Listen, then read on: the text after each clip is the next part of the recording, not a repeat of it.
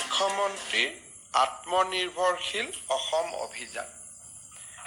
এই স্কিমটোত আমি 2 লাখ টকা কৰি এজন নিবনুৱা যুৱক যুৱতী নিজৰ উদ্যোগ স্থাপন কৰাৰ বাবে আমি সহায় কৰিম। এনেকুৱা এটা আঁচনি আছিল, 1 লাখ ঘূৰাই দিব, 1 লাখ ঘূৰাই দিব নালাগে।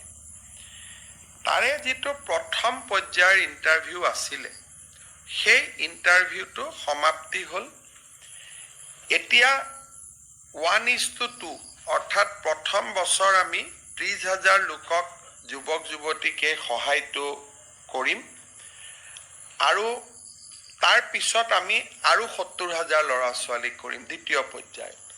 প্ৰথম পৰ্যায়ৰ যিটো 30,000 ল'ৰা ছোৱালীক আমি সহায় কৰিম আৰু 5 ছেপ্টেম্বৰত আমি এই ইণ্টাৰভিউটো সমাপন কৰিম আৰু 30 ছেপ্টেম্বৰত আমি 30,000 যুৱকক 2 লাখ টকাৰ যিটো আঁচনি, সেই আঁচনিৰ অংশসমূহ আমি বিতৰণ কৰিম আৰু জিলা উপায়ুক্তসকলৰ লগত এই বিষয়ে আমি ডিটেইল আলোচনা কৰিলোঁ, যাতে কোনো ক্ষেত্ৰতে ক'তো খেলি মেলি নহয়।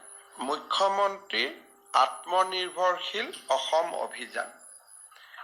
এই স্কিমটোত আমি 2 লাখ টকা কৰি এজন নিবনুৱা যুৱক যুৱতীক নিজৰ উদ্যোগ স্থাপন কৰাৰ বাবে আমি সহায় কৰিম। এনেকুৱা এটা আঁচনি আছিল, 1 লাখ ঘূৰাই দিব, 1 লাখ ঘূৰাই দিব নালাগে।